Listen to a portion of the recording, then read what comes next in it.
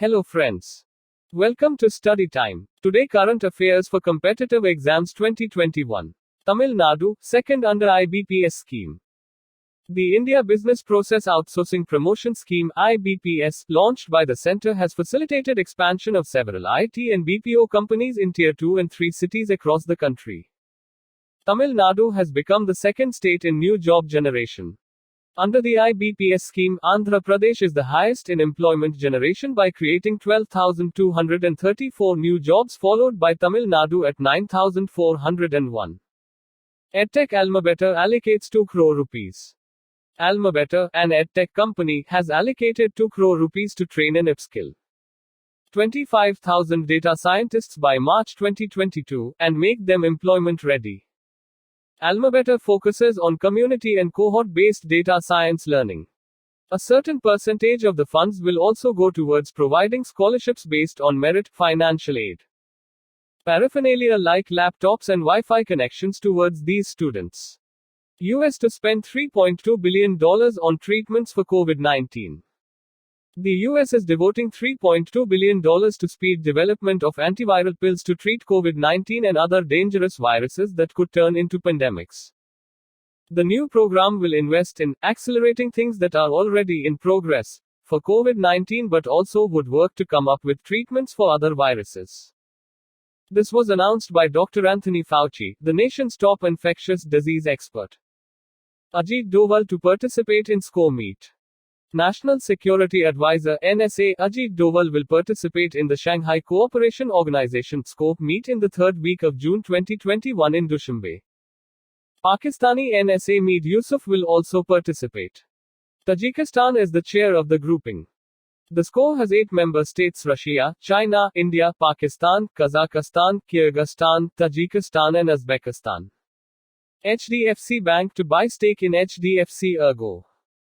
HDFC Bank will buy more than 3.55 crore shares in group firm HDFC Ergo General Insurance Company for over 1,906 crore rupees from the parent company Housing Development Finance Corporation, HDFC.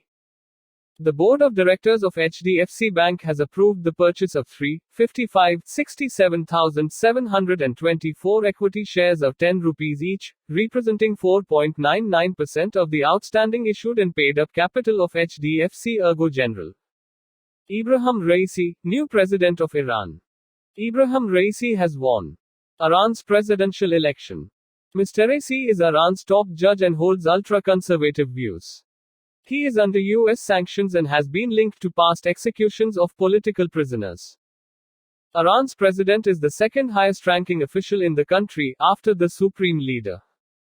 Guru Prasad Mohapatra passes away. Gujarat Cadre IAS officer and secretary in the Department for Promotion of Industry and Internal Trade, DPIIT, Guru Prasad Mohapatra passed away in June 2021. Mohapatra had played a key role in several projects including the Sabarmati riverfront and had introduced model roads in Ahmedabad. Prior to taking over as DPIIT secretary, Mohapatra served as chairman of Airports Authority of India. Second Ebola outbreak ends in Guinea. The Assam government will gradually implement a two-child policy for availing benefits under specific schemes funded by the state. The proposed population control policy will, however, not be applicable in all the schemes in Assam immediately, as many of the benefits are offered by the central government.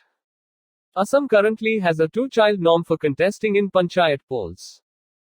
Shyam Sundar wins UN Land Conservation Award. Rajasthan-based climate activist Shyam Sundar Jani's environment conservation concept, familial forestry, has won the United Nations Land for Life Award 2021. The announcement was made by the UN Convention to Combat Desertification, UNCCD. Shyam Sundar Gyani, an associate professor of sociology in Rajasthan's Bikaner, has been campaigning for familial forestry for over 15 years. Google Pay launches cards tokenization with SB. The World Health Organization (WHO) has officially announced the end of Guinea's second Ebola outbreak. The outbreak was declared on February 14, 2021.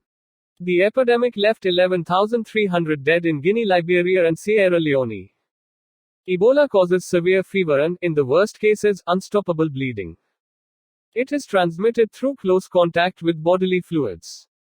Digital wallet platform Google Pay has expanded its network of bank partners offering cards tokenization on the Google Pay app. The app has added lenders including SBI, IndusInd Bank, Federal Bank, and HSBC India. It had successfully rolled out tokenization with Kotak Mahindra Bank, SBI Cards, and Axis Bank earlier.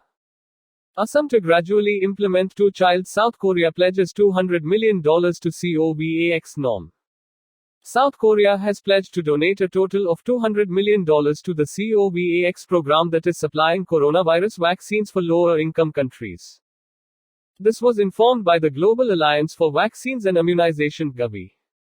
COVAX, backed by Gavi and the World Health Organization (WHO), aims to secure 2 billion vaccine doses by the end of 2021. World Constitution and Parliament Association (WCPA) will be launching its pilot program, Project One World One Education, on the 23rd of June 2021. The day also marks the United Nations Public Service Day. The project will cater to the citizens of the world over the age of 6 years. Some features of the project include talent development programs, capacity building projects. Indian origin judge nominated to Canada SC Tomorrowland 2021 cancelled. Indian origin Justice Mahmood Jamal has become the first non-white person to be nominated to the Supreme Court of Canada. He has been elevated from the Court of Appeal for Ontario where he has served since 2019. Justice Jamal has appeared in 35 appeals before the Supreme Court on civil, constitutional, criminal, and regulatory issues. Kevin O'Brien announces retirement from ODIs. Ireland's batsman Kevin O'Brien has decided to retire from the one-day international, but he has decided to remain available for the T20s in the Test format. He has taken 114 wickets in his 50 overs career. Kevin O'Brien played the biggest knock of his ODI career when he scored 113 runs off just 63 balls in the 2011 World Cup match against England. Project One World One Education. Tomorrowland, one of the biggest electronic and dance music festivals in the world, has been forced to cancel its 2021 event by Belgium authorities. The event was scheduled for August 27 to 29 and September 3 to 5, 2021. The event has been cancelled in view of the rising cases of the COVID-19 Delta variant. Antonio Guterres re-elected for second term.